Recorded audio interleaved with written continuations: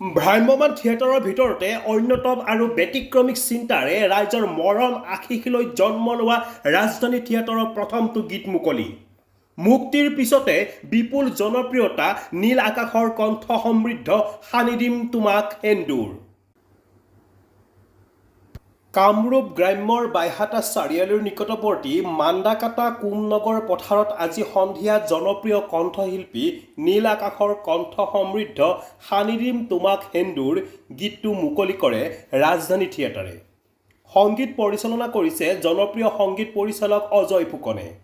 গীতটোৰ অডিঅ' আৰু ভিডিঅ' আনুষ্ঠানিকভাৱে মুকলি কৰে বিশিষ্ট কণ্ঠশিল্পী সংগীত পৰিচালিকা তৰালী শৰ্মাই। অনুষ্ঠানটো পৰিচালনা কৰে বিশিষ্ট অভিনেতা মৃদুল ভূঞাই। সাংস্কৃতিক কৰ্মী মল্লিকা ৰয়ৰ ব্যয়বহুল প্ৰযোজনাৰে 2024-25 নাট্যবৰ্ষত দুগৰাকী জনপ্ৰিয় নাট্যকাৰৰ তিনিখন ভিন্নধৰ্মী নাট লৈ সাজু হৈছে ৰাজধানী থিয়েটাৰ। জনপ্ৰিয় নাট্যকাৰ পৰিচালক তথা গীতিকাৰ অভিজিত ভট্টাচাৰ্যৰ তপস্যা আৰু মচি দিম তোমাৰ সেন্দুৰ আৰু যুৱ নাট্যকাৰ তথা গীতিকাৰ ৰাজদীপৰ বিশ্বনাথ জীয়াই আছে। ভ্ৰাম্যমান থিয়েটাৰৰ একছত্ৰী সম্ৰাট চিৰসেউজ অভিনেতা মৃদুল ভূঞাৰ নেতৃত্বত ৰাজধানী থিয়েটাৰৰ ৰংগমঞ্চত দেখিবলৈ পাব পদ্ম বৰা, ৰূপম শৰ্মা, অৰুণ বৰা, চম্পক শৰ্মা, কুকিল শইকীয়া, ভৈৰৱজ্যোতি ভূঞা, জুনজুন বৰা, কাজল শৰ্মা, ননী দেৱীৰ লগতে এদল অভিজ্ঞ নাট্যযোদ্ধা। সম্পাদকৰ দায়িত্বত আছে সম্পাদক পদ্ম চেতিয়া।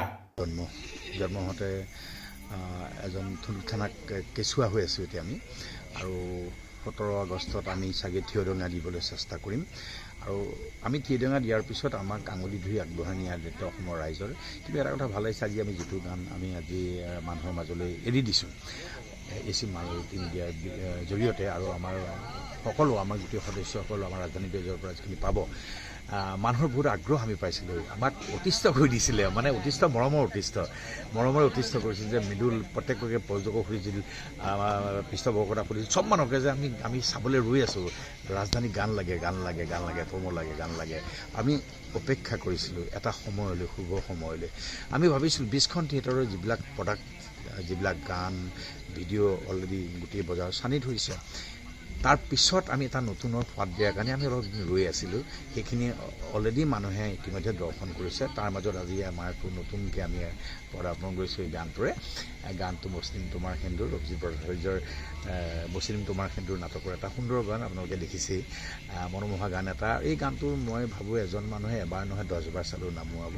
গতিকে আমি আশা কৰিছোঁ ৰাজধানী থিয়েটাৰে দুপদ দুপে প্ৰতিটো কাম শেষ কৰি হৈছে। এখন থিয়েটাৰৰ নতুন থিয়েটাৰ এখনৰ ইতিমধ্যে আমাৰ 17 আগষ্টত আৰম্ভ আছে। এতিয়ালৈ যিমানখিনি কাম কৰিব লাগে তাতকৈ বহুত বেছি কাম আমাৰ অলৰেডি সফলতাৰে সম্পন্ন হৈছে। গতিকে আমি খুব সোনকালে আশাৰে গৈ আছোঁ, অসমৰ ৰাইজৰ মাজলৈ যাম। ৰাজধানী থিয়েটাৰৰ ৰাজধানী হ'ব এইটো ধৰক। আৰু ইয়াৰ কাৰণে মই প্ৰযোজিকা মল্লিকা ৰয় আৰু পৃষ্ঠপোষক বাসুদেৱক মই আন্তৰিক কৃতজ্ঞতা জ্ঞাপন কৰিছোঁ। এখন নতুন থিয়েটাৰ জন্ম দিয়াৰ কাৰণে যিখিনি কষ্ট আমাক কৰিব লাগে, সেই কষ্ট কৰাৰ কাৰণে আমাক সুবিধা দিয়াৰ কাৰণে। গতিকে আশা কৰোঁ অসমৰ ৰাইজে আজি অতি আশাৰে ৰৈ থকা গানটো প্ৰত্যক্ষ কৰিব পাৰিব। কুলদীপ বৰ্মনৰ ৰিপৰ্ট, ইত্যাদি A to Z।